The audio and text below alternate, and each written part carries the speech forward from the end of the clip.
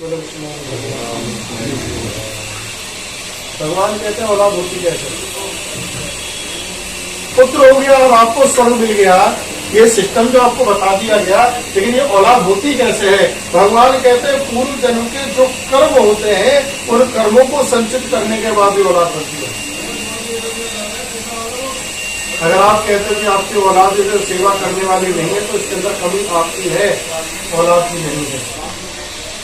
क्योंकि पुत्र 4 प्रकार के होते हैं। भागवत के अंदर भी वर्णन आता है, ब्रह्म पुराण में भी वर्णन है, भागवत के अंदर भी वर्णन है। पुराण पुत्र कितने प्रकार के भाई साहब? 4 प्रकार के। पहला पुत्र होता है सेवाभावी, दूसरा होता है ऋणी, तीसरा होता है शत्रु, चौथा होता है उदासीन। ये मिलेंगे, इससे 5वां मिलेगा नहीं। तो कैटेगरी का 5 हो तो मुझे बताना। फिर ये 4 प्रकार के पुत्र कैसे सुनिएगा। पहला पुत्र कौन सा है? अरे बोलते रहो, पता तो लगे सुन रहे हो। पहला पुत्र कौन सा था? सेवा। पिछले जन्म में आपने किसी की सेवा की होगी, इस जन्म में वो पुत्र बन करके आता है और वो माँ बाप की बड़ी सेवा करता है, क्योंकि पिछले जन्म का ऋण उसे चुकाना है। लेकिन पूर्व जन्म में आपने सेवा करवानी है तो इस जन्म में वो पुत्र बनकर के तो आएगा, लेकिन वो सेवा करेगा नहीं, उल्टी आपसे सेवा करवाएगा, क्योंकि वो अपनी सेवा पिछले जन्म में कर चुका है। इस जन्म में नंबर आपका, अब आप उसकी सेवा करें। और अगर करके आए हो तो इस जन्म में पुत्र बन करके आएगा, वो आपकी सेवा करेगा, क्योंकि अब के नंबर उसका है। दूसरा पुत्र पूर्व जन्म में आपने किसी को ऋण दिया और उसने लौटाया नहीं, ऐसे जन्म में वो पुत्र बन करके आता है। वो सारे रूप से आपकी सेवा करे या ना करे, लेकिन धार्मिक ढंग से आपकी सेवा जरूर करे। बाकायदा गाड़ी भी देगा, बाकायदा कमरे के अंदर एसी वगैरह भी होगा, एक नौकर भी रख देगा कि भाई पिताजी पे माताजी का मत नहीं बैठनी चाहिए, साफ सफाई का पूरा ध्यान रखना। कभी बीमार पड़ेगा तो अच्छे हॉस्पिटल में भी लेके जाएगा, लेकिन अपनी तरफ से सेवा नहीं कर पाएगा, क्योंकि उस पर इतना समय नहीं होगा, क्योंकि आपने पैसा दिया था, सेवा नहीं दी। लेकिन ऐसा जरूरी थोड़ी ना कि हर बार जो है ना बच्चे माँ बाप पे पैसा लगाए। कई बार तो माँ बाप भी तो बच्चों पर पैसा लगा रहे होते हैं। पिछले जन्म में आप उससे ले आए थे, इस जन्म में पुत्र बनकर आएगा तो पैसा लगाएगा नहीं, उल्टा लगवा रहा होगा। लोग कहते हैं ना बीमार होते हैं, साथ ही पंडित जी नर्सरी में चला गया, वजन के बराबर पैसा देकर के छुड़ा करके लाया। क्यों? क्योंकि पिछले जन्म में उसने दिया था, इस जन्म में उसने। तीसरा, ये जो शत्रु भावी है, इसके अंदर क्या होता है कि आपने कई बार देखा भी होगा, पिता पुत्र को मार देता है, पुत्र पिता को भी मार देता है। और ये नहीं होता तो एक बात सुनिए ना, कई बार पिता ऐसा निकल जाता है, ड्रिंक करने वाला मिल जाता है, गलत एगो में पड़ा हुआ मिल जाता है। जब वो बाहर रहता है तो बच्चों को चिंता रहती है, पता नहीं पापा कब आ जाएंगे, कब पीटना शुरू कर देंगे। और जब घर में रहते तो भी बच्चे डर करके रहते हैं, होता नहीं होता। और कई बार औलाद भी ऐसी होती है, बाहर रहते तो माँ बाप डर रहे होते हैं, घर में रहते तो भी माँ बाप डर रहे होते हैं। ये क्या होती है? शत्रुता ही तो निभा रहे, ना तो हम शांति से जिएंगे, ना तुम्हें शांति से। ये शत्रु। चौथा पुत्र होता है इस उदासीन नाम के पुत्र का जीवन में कोई विशेष महत्व होता नहीं। ये केवल अंतिम क्रिया करने का, ऋण चुकाने के लिए जीवन में। जैसे मान लीजिए किसी आसपास में किसी की मृत्यु हो जाए और उसका आगे पीछे कोई भी ना हो, तो कई बार क्षेत्र के लोग क्या करते हैं, पैसे इकट्ठा करते हैं। क्या कोई आदमी कहना है चलो भाई क्रिया तो करनी है ना, तो क्या करते हैं, सामान में पैसा में जरूर सामान लिया हो, सामान लिया है, दाह संस्कार भी उस व्यक्ति ने कर दिया, जैसे तैसे होता था, 13 में मैंने सब कर दी। अब उससे हमारा कोई संबंध थोड़ी ना था, बस भैया कर्म तो करने ना, क्रिया तो करनी है। तो क्या करा, एक आदमी ने सारी जिम्मेवारी उठाई, सारा काम कर दिया, लेकिन उसका तो उस पर ऋण चढ़ गया ना। अगले जन्म में आता है, ना तो जीवन भर अपने माता पिता को कुछ देता है और ना ही माता पिता से वो कुछ लेता है। केवल अंतिम क्रिया का ऋण होता है। इस अंतिम क्रिया के ऋण को चुकाने के लिए संसार के अंदर आया। श्री भगवान कहते हैं इसी प्रकार से 4 प्रकार के पुत्र होते हैं। अपने जीवन काल के अंदर पुत्र उत्पत्ति के निमित्त मनुष्य को क्रिया करनी चाहिए, लेकिन जो पुत्र हैं, अब तो खैर इस बात को कहना व्यर्थ हो चुका है, लेकिन फिर भी बतला देता हूँ। करुण पुराण के अनुसार एक तो दूसरी जाति से विवाह करने पर या अपने ही पुत्र में विवाह करने पर जो संतान उत्पन्न होती है उसे वर्ण शंकर कहते हैं, और ऐसी संतानों को दिया हुआ अर्घ पितृगण ग्रहण नहीं करते। श्री भगवान कहते हैं किस प्रकार से जो संतान घर के अंदर आती है, संतान उत्पत्ति के लिए क्रिया करनी चाहिए। अगर क्रिया करने से पुत्र नहीं हो रहा तो औषधि प्रयोग करना चाहिए, दवाई इत्यादि का सेवन करना चाहिए। अगर इससे भी पुत्र उत्पन्न नहीं होता तो परमात्मा की शरण लेनी चाहिए। उसके लिए गोपाल सहस्त्र नाम का पाठ, श्री विष्णु भगवान की पूजा यानी लड्डू गोपाल जी की पूजा, हरिवंश पुराण की कथा, भगवान शिव का रुद्राभिषेक, इन कर्मों को करने से पिछले जन्मों के कर्म धुलते हैं और संतान की प्राप्ति होती है।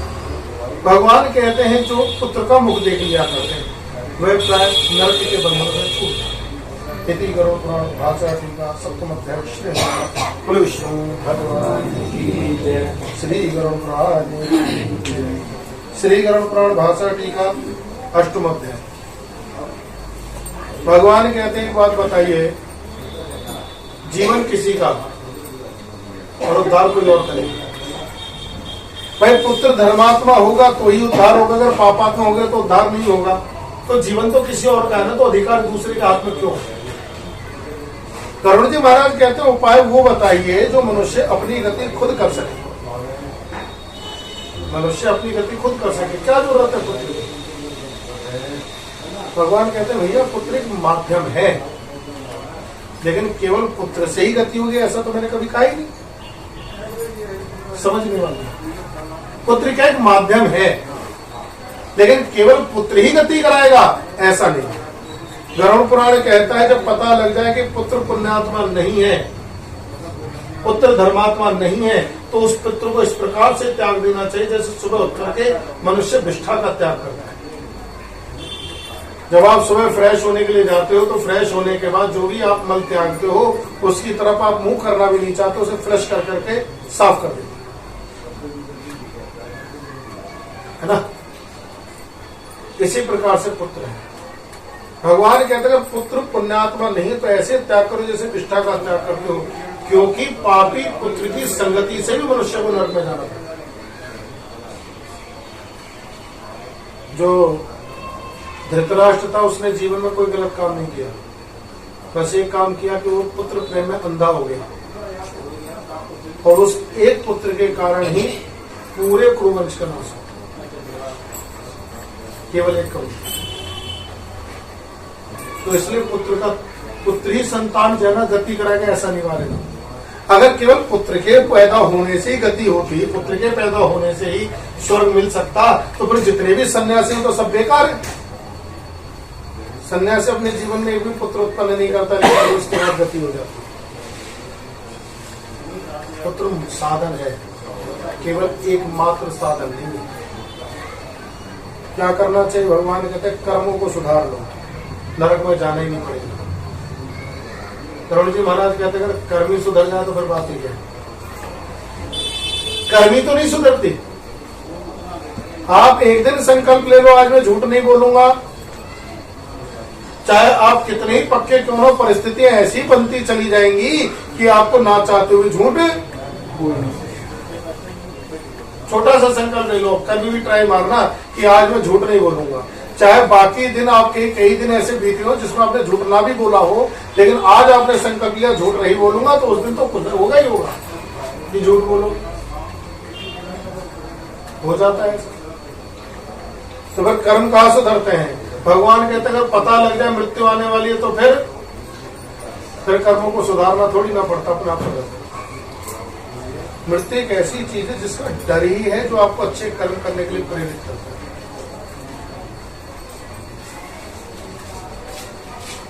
आप थोड़े बहुत जो भी अच्छे कर्म करते होंगे जीवन में, कोई कम करता होगा, कोई ज्यादा करता होगा, किस लिए करते हो? कि जीते जी कुछ मिले। दान पुण्य करते हो तो क्या जीते जी कुछ मिले इसलिए करते हो? सीधा सा सिस्टम रखते हो कि भैया कुछ अच्छा काम कर लो, नरक में नहीं जाना पड़ेगा। कुछ अच्छा काम कर लो, नरक में नहीं जाना पड़ेगा। यानी कि डायरेक्टली कह रहे हो, सीधा सही तो कह रहे हो, मरने के बाद नरक में नहीं जाना पड़ेगा। यानी डर किस बात का है? मरने का। और पता लग जाए कि मृत्यु आ जाएगी तो फिर तो अपने आप सीधे हो जाओगे सारे। लेकिन ये कैसे पता लगेगा मृत्यु कब आ रही है?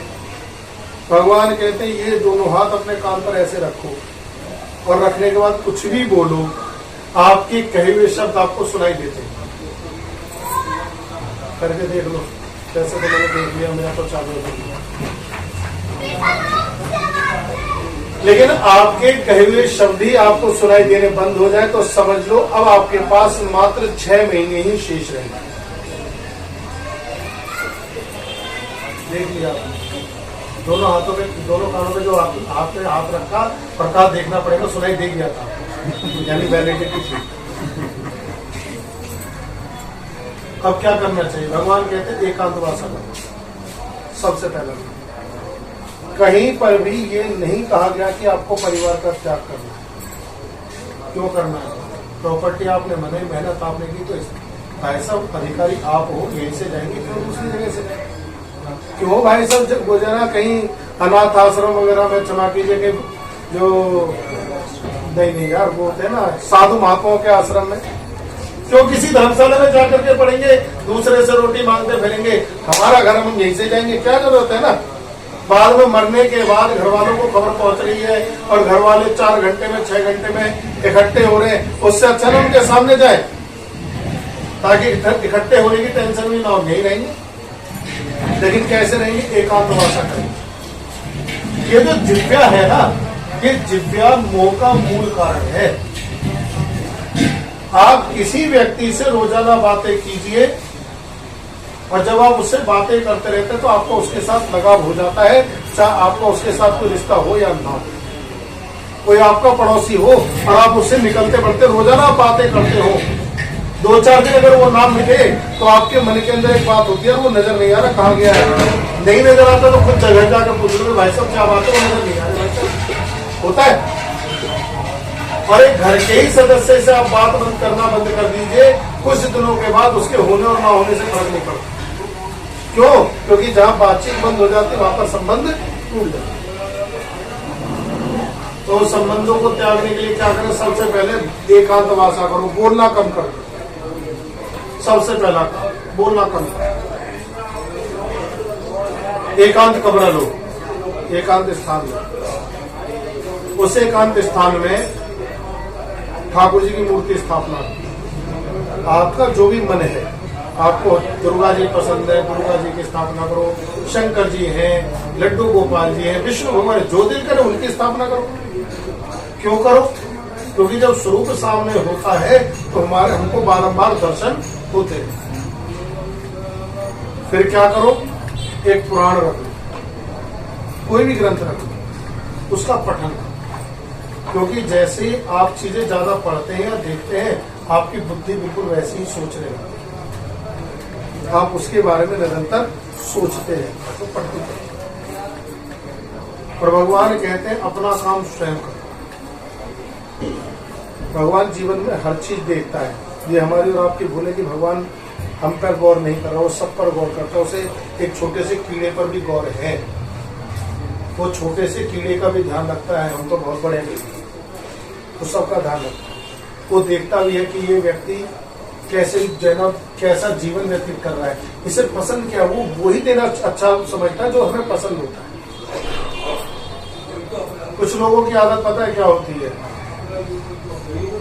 लड्डू गोपाल जी लाके घर में रख लेते हैं। कल भी लड्डू गोपाल जी की चर्चा चली थी ना, लड्डू गोपाल जी ला करके रख लेते हैं। उसके बाद भाई साहब सवेरे सवेरे उठ जाते हैं, बूढ़ी बड़ी होती बेचारी, घर में काम धंधा थोड़ा कम कर पाती है तो शरीर कम थकता है। अब शरीर कम थकता है तो नींद भी कम आती है।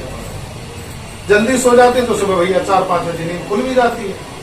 अब 4-5 बजे जब नींद खुल जाती है तो उसके बाद वो वेट करती हैं कि बहू उठेगी, झाड़ू पोछा लगाएगी, तो मैं जरा पूजा कर लूंगी, ये कुछ नहा धो करके रसोई में कुछ बनाएगी तो मैं ठाकुर जी को भोग लगा दूंगी। वो क्या आश्रित रहते। अब बहू से पूछकर तो आप लड्डू गोपाल जी नहीं लाए थे ना, लाए तो अपनी मर्जी से थे ना, तो उनकी सेवा करने की जिम्मेवारी किसकी बनती है? एक छोटा सा कमरा है, उसकी सफाई खुद करो, क्या जरूरत है कि कोई आके झाड़ू पोछे, खुद अपनी जो है ना कमरे की सफाई। नहा धो करके जो भी कुछ बनाना है, थोड़ा बहुत चाय पानी जो बनाना बनाओ, ठाकुर जी को भोग लगा दो। ठाकुर जी ने पीना थोड़ी, नाश्ता खुद कर लिया आपने वही। लेकिन आप जब सब काम खुद करते रहते हो तो भगवान देखता है, लेकिन जब आप ऑर्डर देते हो तो भी भगवान देखता है। कुछ लोगों का आदत होती है ऑर्डर देने की, बहू उठ जा झाड़ू लगा ले, बहू उठ जा नहा ले, बहू उठ जा खाना बना दे, ठाकुर जी को भोग लग जाएगा, बहू उठ जा ये कर ले, बहू उठ जा वो कर ले। भगवान कहते हैं इसे तो ऑर्डर देना बड़ा पसंद है।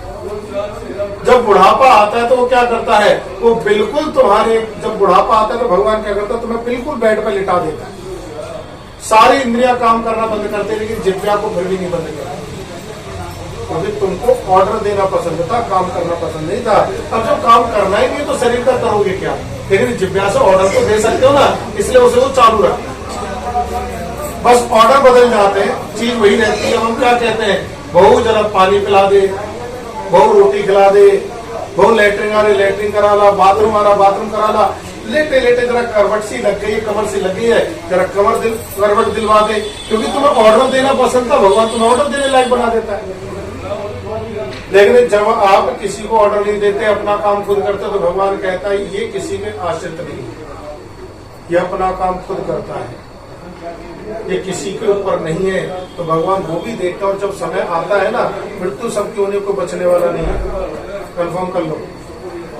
लेकिन जिस समय पर मृत्यु आएगी ना, अपना काम करते कराते चले जाओगे, आपको किसी को ऑर्डर नहीं देना पड़ेगा, क्योंकि तुम्हें जब भी ऑर्डर देना पसंद नहीं था तो उस समय भी ऑर्डर देने की जरूरत नहीं पड़ेगी। एक तरफ तो आप इच्छा करते हो कि चलते फिरते चले जाए, दूसरी तरफ आप ऑर्डर देते रहते हो, तो आप डिसाइड कर लो कि आपको ऑर्डर देना है या अपना काम खुद।